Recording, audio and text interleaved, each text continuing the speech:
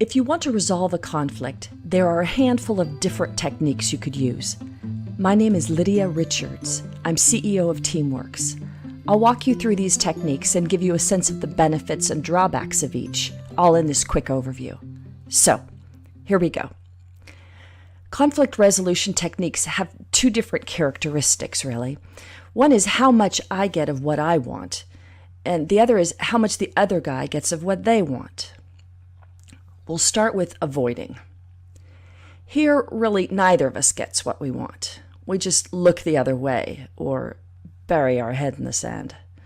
And avoiding is actually a perfect way to handle some disputes. If they're so small you really don't care that much.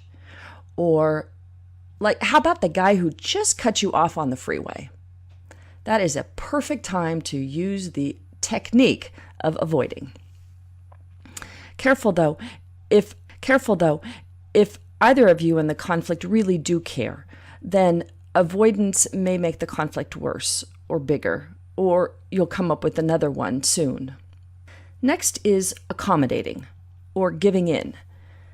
Now, this is a useful technique when you see that it's more important to the other person than it is to you. If you can give in cheerfully, by all means do it.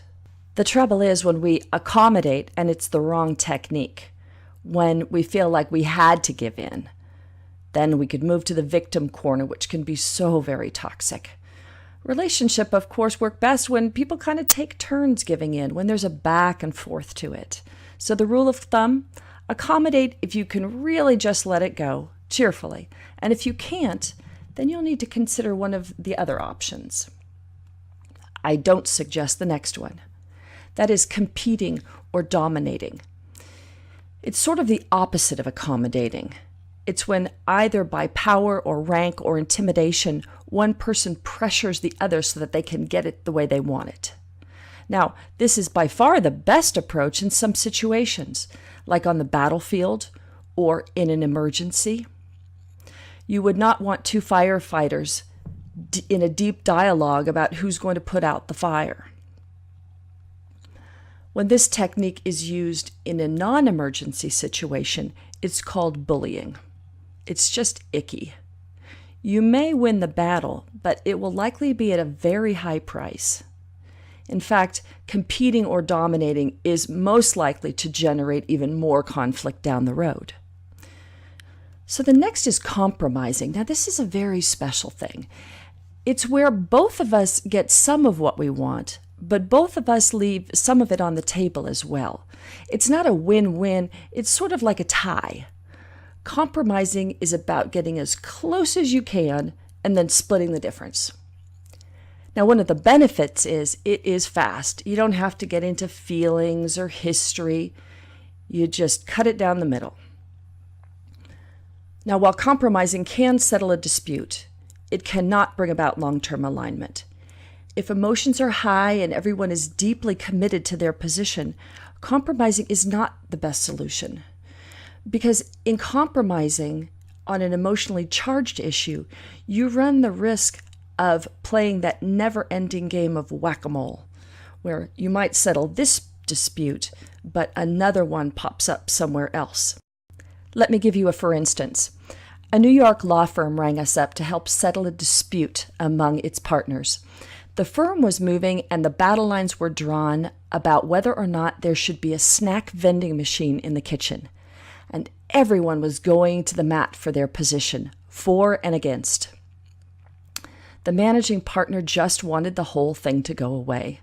He was looking for a compromise.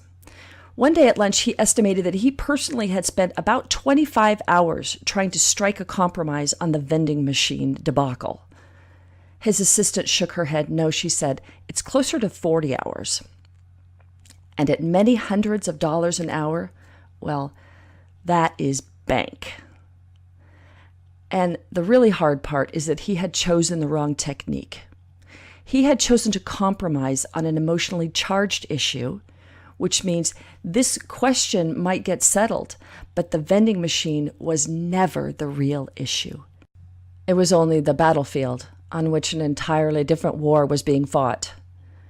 When we sat down with those involved, we found that it had much more to do with power and respect than it had anything to do with a vending machine. And once those issues of power and respect were addressed in a meaningful way, the whole vending machine problem pretty much disappeared. I think they did end up getting one, put it in a back room, but by then no one even cared because the real issue had been addressed. Then there are two other ways to strike a compromise that I just want to mention briefly here. One is mediation, which is where a third party helps you come to an agreement, but everybody in the end has to say, yes, I'll agree to that. And then there's arbitration, which is binding. So that means you agree to go to arbitration and then you agree to stick with whatever the decision is in the end. Then there is the holy grail of conflict resolution, collaboration. It is the gold standard. Collaboration is the way to create a win-win outcome. The challenge is it takes time and patience and a willingness to get into some messy areas. It includes a lot of listening, deep listening, sometimes when people really don't feel like listening to one another. In successful collaboration, everyone feels seen and heard and valued, and trust grows. Collaboration is a creative process which can open up entirely new possibilities. And the good news is, this is all really possible. In fact, research by Martin Deutsch has demonstrated that win-win or collaborative conflict resolution is possible in 80% of conflicts. The benefit is that once collaboration is complete, people really do understand one another better. They trust one another more. They usually actually like one another a lot more, which means that they are less likely to enter into that next conflict. So there you have it, conflict resolution in a nutshell.